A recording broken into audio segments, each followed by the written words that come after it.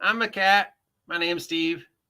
I have stolen Dad's chair because you guys haven't seen me in a while. So here I am. Here's Steve. Yay, I've stolen the chair, which means the boss is broadcasting from the floor. All right, it's Tuesday. And Tuesday, Steve the Cat insists we look at toys, most specifically Game Workshop toys. And look at this lovely picture. That's just got so much information going on there. This is from Necromundo. Looks like there's some new stuff coming out for Necromundo. That's Games Workshop city-based skirmish post-apocalypse. I really like this picture.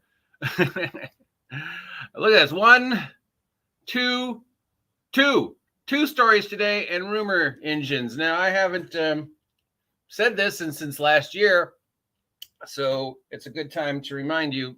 My favorite thing on this page is the rumor engines. Even if it doesn't say anything on the rumor engine, it is a reason to get people to click and interact with the page, which is just brilliant on so many levels, because you're confirming. Oh, there we go. Okay, he's done. You're confirming that the fan base will come to the page every week to check out the rumors, and we'll interact with the page. And it's 5 seconds of work to post this, to literally post a page with nothing on it. So yeah, brilliant. If only more game companies use this. I mean, Wizards of the Coast could adopt this idea and just weekly not say anything, but at least pique the interest of the fan base to continue to go, oh, do we have any rumors? Definitely think, as I've said multiple times, Darrington Press could do this. Dude, it's 5 seconds of work for somebody to just go, today's rumors is there isn't any. Okay, Warhammer. Is there any new Warhammer news? There is a rumor regarding Cavill and his upcoming show. So we definitely know that the Warhammer 40K show that's going to be on Amazon is definitely 100% most likely going to happen at some point in time. And Mr. Henry Cavill is very excited about that. I think we all are. As long as Amazon does a good job with it, as opposed to, say, Rings of Power. But I think Cavill is enough. Superman is enough of a fan that he can keep it on track. Anyways, what does that have to do? We're looking at the Dark Angels, who are, I guess, a unit. Oh, there's that Paladin dude again. So here are the Dark Angels. Look at all. We're charging into a laser battle with swords. That's how badass we are. You could double these guys for like undead or something for fantasy. Not this guy, obviously, because he's got a gun. But his little Dark Angel banner here. And these dudes, they'd be pretty cool fantasy, I don't know what, undead paladins, I guess, or something another. I mean, you could have to change the faces a little so they don't look like a gas mask. But I can see them. There we go. Now getting back to what's going on with the number one theme of Warhammer Games Workshop this year, Old World. We've got some more sculpts coming out from Old World. Apparently, they are reusing a lot of sculpts, and we can see right here that, yes, they are reusing a lot of sculpts and then just updating them with the latest technology. The Skeleton Kings, or whatever they're called, the Egyptian-themed undead, who I absolutely love. If I played this game, I'd be playing those guys. They just look badass. Those are a redo. They were in the previous fantasy run. And some people were like, questioning the quality, because they're like, did they just reuse leftover ones from last time and slap a new label on them? Or did they actually update the technology so the figures from 2008 are worthy of 2024 technology? And yeah, I mean, even if they haven't changed the software, the hardware has evolved. They're not using the same hardware that they used in 2008 to make these into physical product. So we know the machines have improved. We know the technology to create the little pieces is better, faster, more accurate, more detailed. So even if they are using the exact same sculpts that they used in 2008, like this guy right here, we know that the tech is updated and everything else regarding it is updated. So the quality of the plastic will be better, the layouts will be better, the depth of whatever will be better, all that technology stuff. So yes, I think they will look and stand up and be able to be painted a lot better than they did in 2008. So this is one from 2008, and you can see how well it stood up almost 20 some odd thousand years later. Unfortunately, they forgot to compare it with the current one. That would be much more impactful if we had the 2008 model and the 2024 model, and we could compare the quality, and then thus alleviating any concerns people have about the fact that they are reusing an older army. Because again, the software can, remain unchanged, but it's the machine that we need to worry about. And I would think the machines are better now than they were in 2008. And then we have this thing for some reason. This is a whole story going on here. I love this.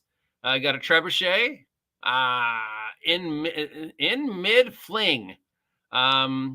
Except they're all facing the camera, and the trebuchet is facing to the, what is that, east, west, north from my point of view.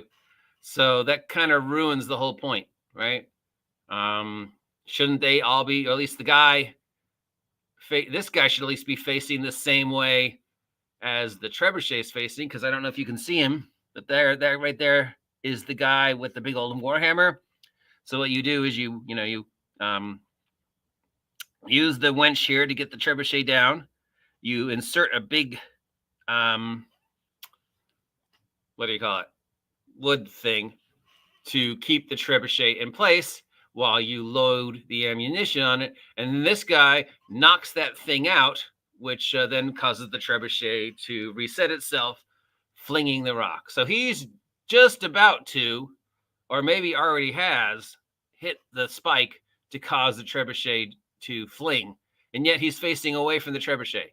And this guy right here, I think he's probably the guy whose job it is to aim the trebuchet. So again, they're all facing the wrong way. Are they trying to make sure these dudes don't get up to them? I don't know. There's a whole story going on here, and I want to know what it is. And it's pretty cool. Did you see the thing the other day where somebody said you can find better terrain for Warhammer at the pet store than you can at the game store? And he was showing all the, the cool stuff they have for, what are they called? Aquariums. God, the brain's not working today, guys. Sorry. Aquariums. It's absolutely true. If you've ever been to a pit of the aquatic section of the pet store and seen some of the things that you can put in aquariums, they are way better than a lot of the stuff we get for the game. I would totally, if I was using figs, and they're the same scales, I would totally just take stuff from the fish tank store. And they tend to be cheaper. Here's another one. I guess this is another sculpt from 2008. And then, yes, the official launch event for the Warhammer Old World Fantasy nonsense is the 20th. And here's, again, all the rules are available for you to download for your previewing. And that's it. That's literally it this week. It's literally it. Then we've got the pre-orders coming up. More Black Library novelizations. A bookmark for the Warhammer fan who has everything. This dude, our lich on the back of a dragon, looking all kick-ass. This troll, he got his hat is a Stargate. That's just fucking, this dude is just awesome. Look at this. He just, oh man, look at this. He was asleep for so long that they built ruins on top of him. And then he woke up. And he's like, what's on my head? I don't know.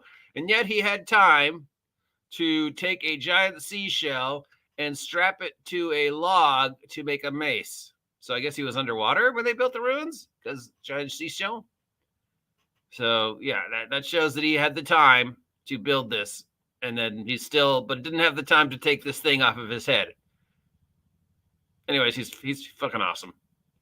And then we've got this elf, I want to say, on this really nicely, gorgeously painted giant insect. And I don't know if you can see it, but he's got a teeny insect right here as, I guess, a symbiote. So this is just gorgeous. I mean, just perfect painting and everything. And then we've got our elf, and he's wearing a cloak made out of leaves, which would never work.